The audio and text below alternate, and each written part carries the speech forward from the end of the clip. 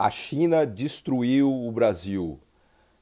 Claro que isso é um modo de dizer, né? Uma brincadeira até. Não foi a China que destruiu o Brasil, foi o Brasil que se autodestruiu, né? Na medida em que o Brasil seguiu políticas erradas, equivocadas, né? Especialmente agora, olhando para trás, né? Quando a gente compara as políticas brasileiras, políticas públicas e de Estado do Brasil, seguidas desde o final dos 80, especialmente a partir dos 90, foram muito ruins, né? Muito erradas, por assim dizer, quando a gente compara com a China, né? Então é um pouco aquilo que a gente fala, né? Eu e o Elias, né? Tudo que a China acertou, né? O Brasil errou. Então o Brasil é uma espécie de caso oposto da China. Então vamos desenvolver um pouco nessa aula essas duas trajetórias, né? A trajetória de sucesso da China e a trajetória de fracasso do Brasil, né? Sempre lembrando que a gente tenta nesse curso fazer essa perspectiva comparada, né? Pelo menos eu, principalmente, gosto muito de comparar a China com o Brasil para ver no passo a passo onde eles acertaram e onde a gente errou e, obviamente, pensando para o futuro o que a gente poderia fazer, o que a gente deveria fazer, eventualmente copiando ou emulando as políticas da China para tentar reverter essa trajetória nossa que está muito, muito ruim, né? De maneira bem resumida, eu diria que a China seguiu no caminho da industrialização, um pouco na linha do que o Elias vem contando para a gente, até mesmo dos anos 70, né, em que havia já uma industrialização relevante na China, né? E acho que a grande diferença do Brasil para a China é que a China conseguiu seguir na trajetória de industrialização dela, uma industrialização cada vez mais potente, cada vez mais poderosa e se abrindo para o mundo no sentido de conquistar os mercados mundiais, né? E acho que a China praticamente completou esse passo de sofisticação produtiva que tem na via da industrialização, como diria o Freud sobre os sonhos, né, the Royal Road to the Unconscious, né? A estrada real para o desenvolvimento econômico é a industrialização, né? E o Brasil sucumbiu, o Brasil chegou ali nos 80 até um nível de industrialização importante, de domínio tecnológico importante, de capacidades produtivas importantes, né? O Brasil conseguia fazer carro, indústria doméstica, a Gurgel, podemos falar bastante sobre a Gurgel, mas ela tinha problemas, mas o fato é que a gente tinha conseguido desenvolver uma indústria doméstica para fazer carros já nos 80 e várias outras, né? Miura, várias empresas, né, que acabaram sucumbindo. Né? É a mesma coisa quando a gente compara com a Hyundai da Coreia, parece que a Hyundai nasceu maravilhosa. A Hyundai também era uma porcaria, né? Caía pedaço do carro, a tinta perdia a cor rapidamente, a porta não fechava direito, era torta, né? Então, o Brasil avançou nesse processo de aprendizagem, né? Que, como eu gosto de dizer, a industrialização no fundo é um processo de aprendizagem produtiva, né? Ele avançou mais até os 80, depois dos 90, com a abertura comercial. A nossa abertura foi feita de maneira burra, né, com um câmbio sobrevalorizado. Vamos explorar isso bastante também nas aulas da macroeconomia chinesa. Né? Então a gente fez um corte violento de tarifas e, obviamente, que a gente precisava cortar um pouco as tarifas brasileiras eram excessivas, mas a gente fez um corte brutal de 85% de tarifa média para 15%, com desculpe, com sobrevalorização cambial. Isso acabou meio que dizimando a nossa indústria ali nos 90, ao contrário do que fez a China. A China continuou promovendo as suas indústrias, né? Continuou promovendo a industrialização dela. Eu acho que a China é um caso talvez mais notável de avanço de industrialização em termos de escala, né? De pessoas empregadas. Hoje, já disse, né? A China tem mais de 120 130 milhões de pessoas trabalhando na indústria mesmo, né? E aí digo indústria low tech, medium tech e agora high tech, né? Praticamente o total de empregos da China hoje deve estar na casa de 550, 600 milhões de empregos, né, de pessoas trabalhando, das quais 15% praticamente está empregado na indústria, na manufatura. Né? Por isso que a história de sucesso da China também é uma história de sucesso de industrialização, né? E de industrialização continuada que foi sabendo e conseguindo responder aos desafios dos anos 90, 2000, até agora 2020, com o Estado chinês pensando nisso de maneira muito estratégica, né? Muito planejada, como gosta de dizer o Elias, né? Então, sempre ajudando as indústrias, as empresas chinesas, né? Pega o contraste com o Brasil. A Gurgel, quando estava avançando, teve problemas com os competidores porque o governo rapidamente estendeu o subsídio de IPI para carros de baixa cilindrada, que a Gurgel conseguiu um subsídio ali para nascer, e aí o governo rapidamente estendeu isso para as outras multinacionais.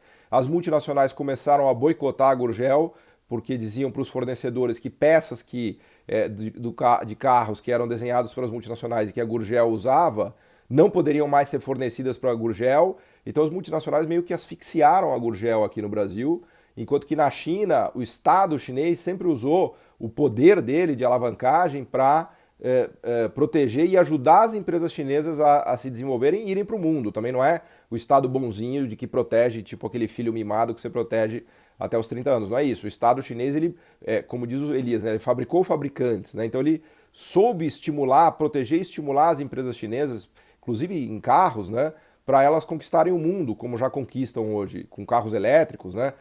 Por exemplo, a BMW decidiu instalar a planta dela de carros elétricos na China, não porque a mão de obra é barata, mas porque já existe uma tecnologia produtiva lá de baterias e domínio das capacidades de produzir carros elétricos que justifica muito mais para a BMW produzir carro elétrico na China do que na Alemanha, por exemplo. Então, a China foi capaz de construir essa infraestrutura tecnológica para ajudar empresas, e ela ajudou muito as domésticas, né? A gente vai falar mais sobre as indústrias automotivas, né, e que produzem carros na China, mas o fato é que o Estado chinês sempre ajudou a indústria, né, sempre promoveu a indústria, inclusive na subida da escada tecnológica. Né? Então a China começou, obviamente, com indústrias low-tech, né, de fazer coisas baratas, sapato, aquela ideia de terceirização de indústrias que os Estados Unidos e que o Ocidente foi produzindo, camiseta, toalha, pijama, sapato, aquelas coisas simplistas, né?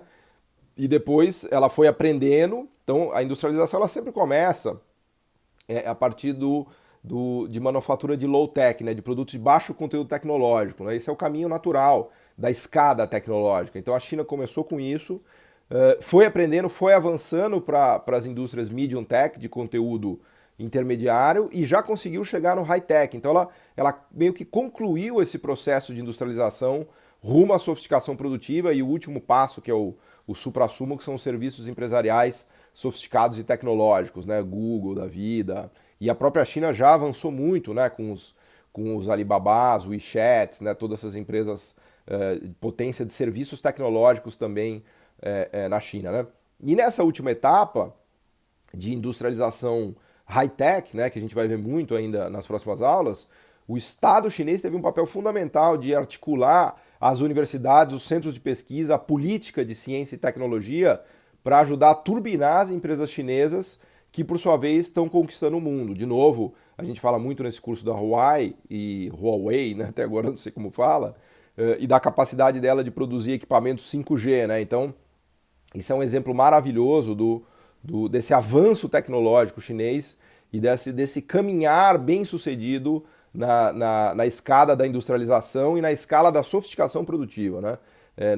No sentido de subir o degrau low-tech para o medium-tech, para o high-tech e eventualmente chegar nos serviços sofisticados. Um pouco a Índia vem fazendo isso. Eu acho que a Índia também não é escopo aqui do nosso curso, mas a Índia é um belo exemplo também de atuação estratégica, né, de inserção ativa na globalização, de modo a construir, ajudar as empresas da Índia a construírem essas capacidades tecnológicas, né? Lembra que a Tata Motors, que era a antiga Telco, que era uma empresa que fazia implementos ferroviários, né? Tem muita ferrovia na Índia como herança do governo, até da colonização britânica, né? Mas era uma empresa de implementos ferroviários, trabalhava muito com ferrovias e foi avançando e comprou a Jaguar Land Rover, imagina? Eu até brinco que foi a vingança dos indianos. Eles compraram a empresa símbolo, uma das empresas símbolo, né, do Reino Unido, que é a Jaguar, né? Então os indianos foram lá e compraram a Jaguar só de raiva, né? Então tá aí um outro belo exemplo. O Brasil não, o Brasil ele meio que sucumbiu na abertura dos 90, a nossa indústria.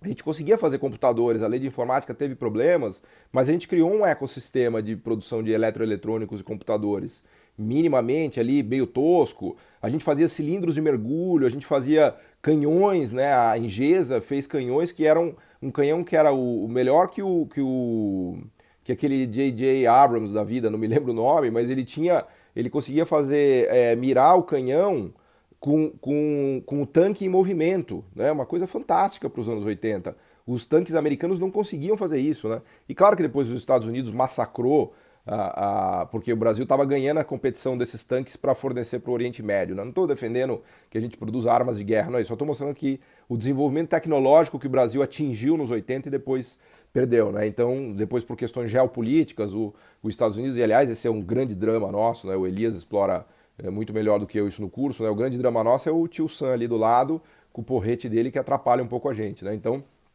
a gente acabou, enfim, perdendo essas concorrências e a Engesa acabou capotando também, se endividou, quebrou. O espólio tecnológico da Engesa foi parar, por incrível que pareça, com a Embraer, né?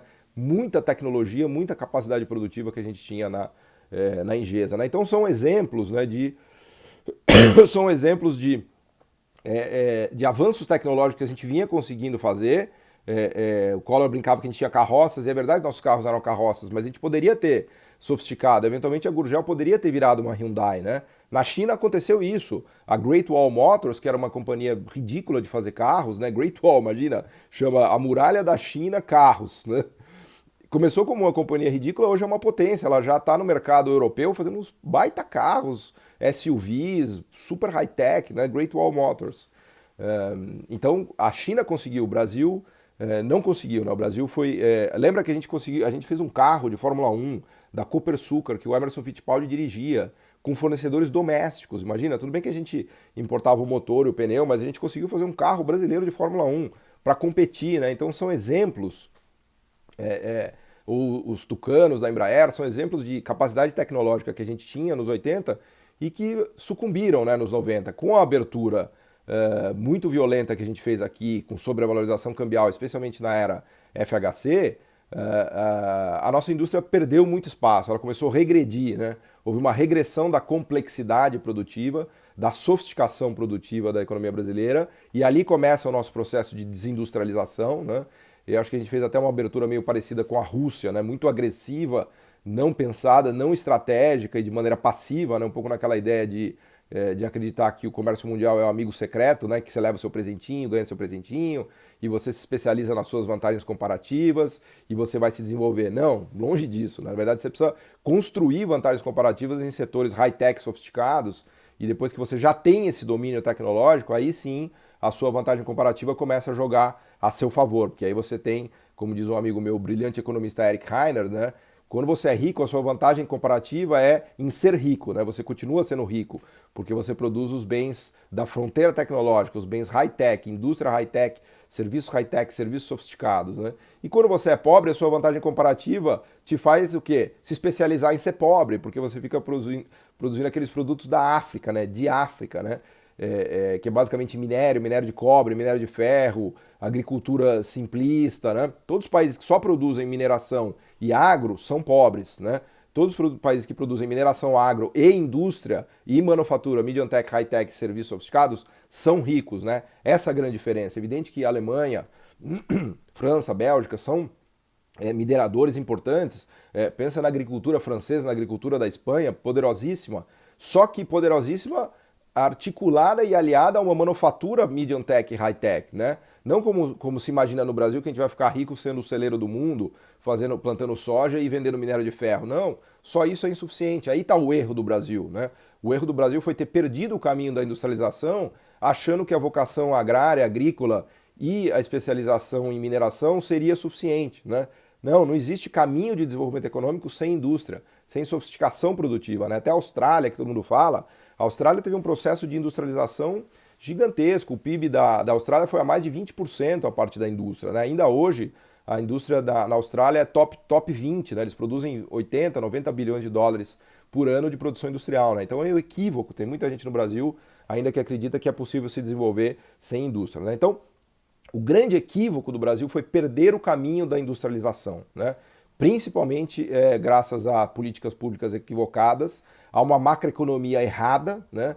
O Bresser chama muita atenção, o Bresser Pereira chama muita atenção na ideia dele do novo desenvolvimentismo, que eu sou fã e filho, né? Chama muita atenção para o problema da administração macroeconômica errada, do câmbio sobrevalorizado, né? Que foi o contrário do que a China fez. A China sempre fez o câmbio super competitivo, super agressivo, né? Que a gente pode até chamar de dumping cambial, em outras aulas a gente vai explorar isso em mais detalhe. Então o Brasil abriu de uma vez, sobrevalorizou o câmbio e achou que não precisava de indústria, né? Tem várias passagens clássicas do Gustavo Franco e do Malan nos 90 falando, né, indústria é besteira, não vamos fazer indústria aqui no Brasil, né? O Malan dizia, Pedro Malan, ministro da Economia da FHC, dizia que a melhor política industrial é não ter política industrial. O Gustavo Franco achava que o Brasil não precisava ter indústrias, né?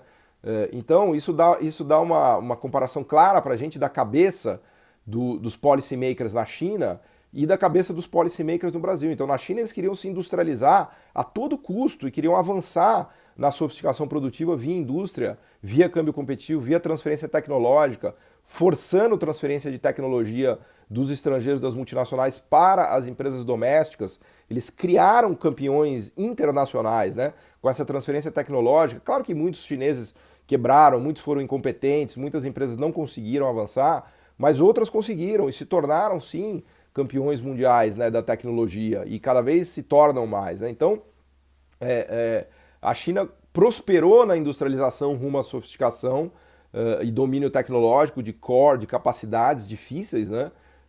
Não respeitou patentes, enfim, isso é uma longa discussão que a gente aborda em outras aulas, mas esse foi o caminho de sucesso. E o Brasil sucumbiu no processo de industrialização, então ele perdeu mão da industrialização dele, ele chegou no meio do caminho, né, que a gente vai tratar em outra aula, no que os economistas chamam de a armadilha da renda média, né? O Brasil ficou preso na armadilha da renda média, que é aquela situação em que você avança até uma renda per capita de 10, 12 mil, 8, 12 mil dólares, mas que está ligada à sua capacidade de fazer indústria low-tech, né?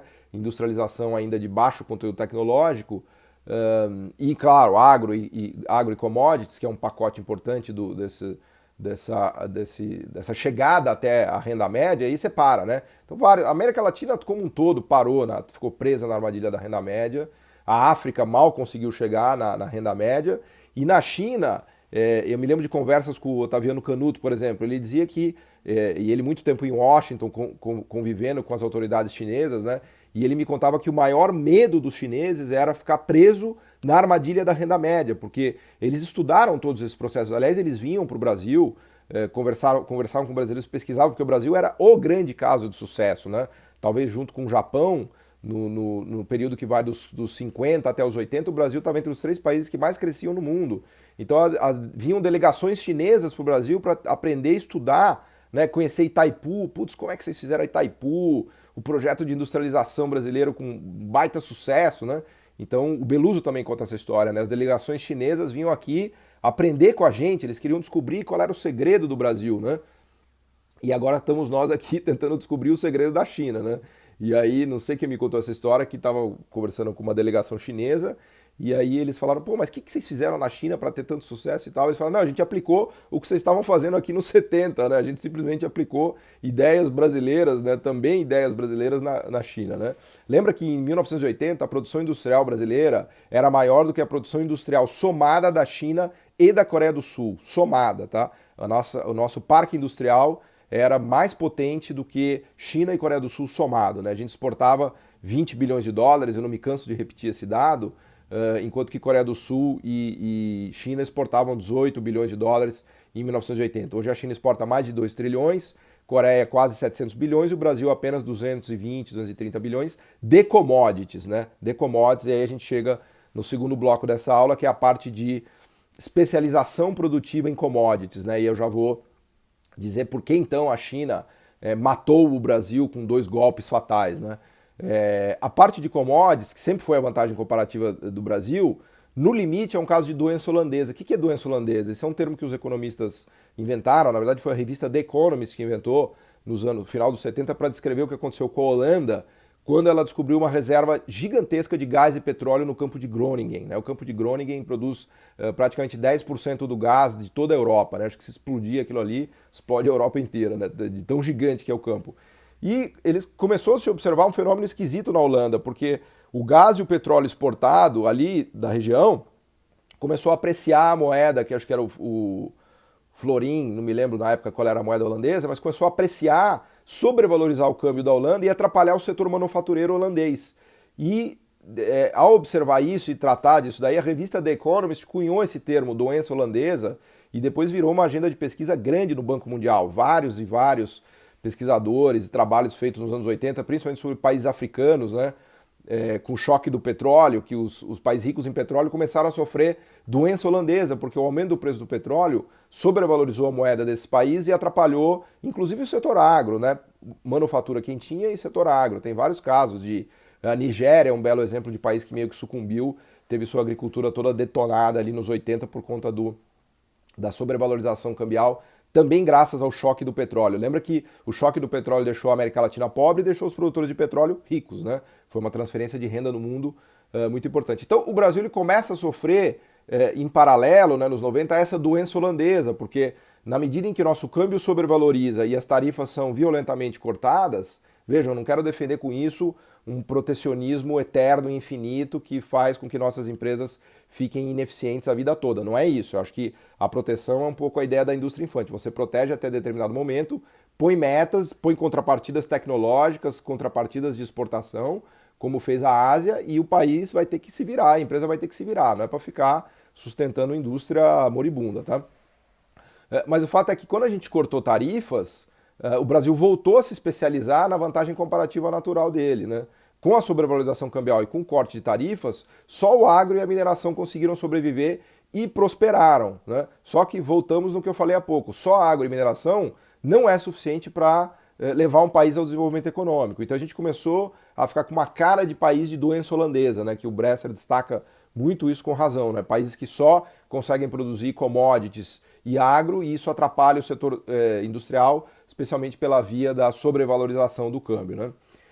E o Brasil, em vez de seguir a rota da sofisticação produtiva, da industrialização até o último estágio, e claro que o último estágio é o mais difícil, né, das manufaturas high-tech e dos serviços empresariais, né? Mas em vez do Brasil seguir essa rota, ele parou, caiu num buraco industrial, começou a se desindustrializar e começou a se especializar novamente na vantagem comparativa natural dele, que é a vantagem comparativa natural de ser africano, né? De produzir commodities e agro. Aliás, justiça seja feita, a África hoje se industrializa de maneira mais rápida que o próprio Brasil e a América Latina. Bobear, a África vai passar ainda a América Latina por conta do processo de industrialização acelerado que a gente tem visto lá em alguns países, acho que até na própria Nigéria, tá? Então, quais são os dois golpes que a China desferiu contra o Brasil? O primeiro golpe foi importar muita commodity e agro brasileiro. O grande consumidor hoje da soja brasileira e do minério de ferro é a China. Então, a nossa pauta de exportação, a China representava nos anos 90, início dos 90, 2% da pauta. Hoje ela representa 20% da pauta de exportação brasileira. Vou deixar todos os dados aqui. Basicamente por conta de minério de ferro e de soja, né? Eles são os grandes compradores de minério de ferro brasileiro e de soja, e claro, isso é bom, não é ruim. A gente tem muito dólar, sei lá, a gente recebe 40, 50 bilhões de dólares por ano da China de divisas por conta disso, mas o ponto é que a China nos ajudou, nos forçou nessa especialização de produção de agro e de commodities, né? Então esse foi o primeiro golpe. Então, ao invés da China, vamos dizer assim, estimular a nossa industrialização, né? Que isso não tem nada a ver com ela, estou fazendo só essa brincadeira dos dois golpes, né? Ela acabou nos forçando a essa especialização em agro, né? Em soja e mineração, né? É claro que assim, o Brasil seguia na rota dele, na tentativa de desenvolvimento econômico dele, e a China na dela. Em algum momento do tempo essas rotas se entrecruzaram. E aí foi o momento em que esses dois golpes foram desferidos sem querer, né? Porque quando essas duas trajetórias se entrecruzaram, o Brasil virou o grande fornecedor de matérias-primas para a China, né? E a China a grande consumidora. Esse foi o primeiro golpe. E o segundo golpe, a indústria brasileira que vinha prosperando sucumbiu perante, inclusive, a indústria chinesa, porque a indústria chinesa começou a desbancar a indústria brasileira no próprio território brasileiro, começou a ocupar o nosso território, né? Lembra da onda da invasão de produtos chineses que a gente sofre aqui, não só aqui, mas no mundo todo, né?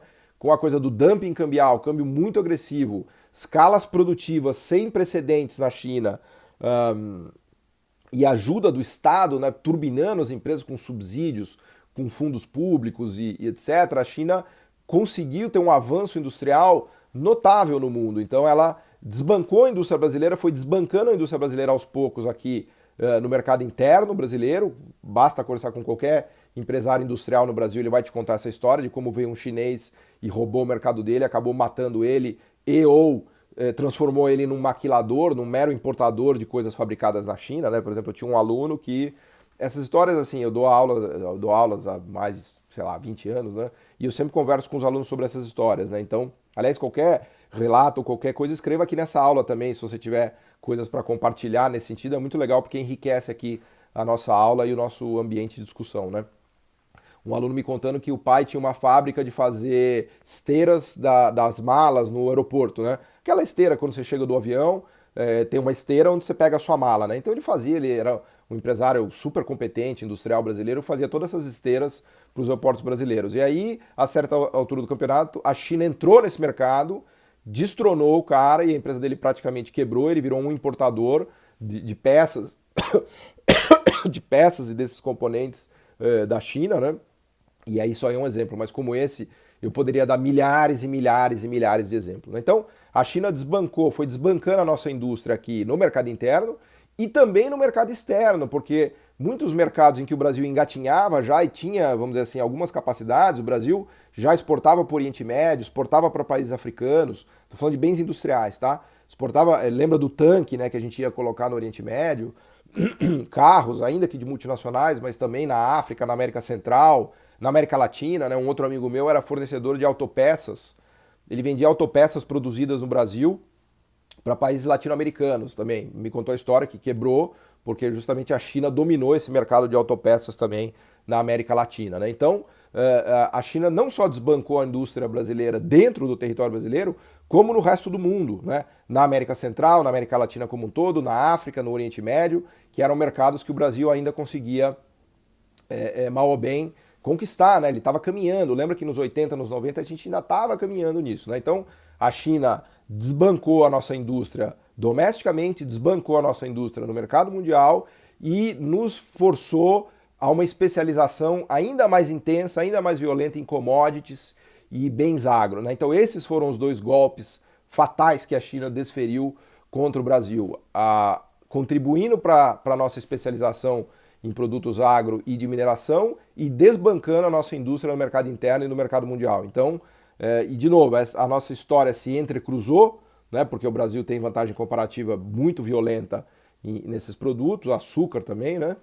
Açúcar é grande, a China é grande compradora do açúcar brasileiro, se entrecruzou por essas características econômicas e isso acabou agravando, né, vamos dizer assim, ou atrapalhando a nossa história, né, a nossa tentativa de progredir e de passar por um processo de desenvolvimento econômico de verdade, de industrialização completa, né, por assim dizer, e a China foi embora, né? A China hoje já está ali na fronteira brigando cabeça a cabeça em vários produtos, e de novo volto a citar o 5G e a Huawei, que é o belo exemplo de domínio tecnológico chinês e de conquista tecnológica chinesa, tá? Então é nesse sentido, né? Claro que é uma brincadeira dizer que a China matou o Brasil com 2 golpes, porque foram erros, né, de estratégia brasileira e acertos de estratégia chinesa, dos governos, das políticas públicas e do Estado chinês, né, e os erros do Estado e do governo brasileiro que produziram essa situação.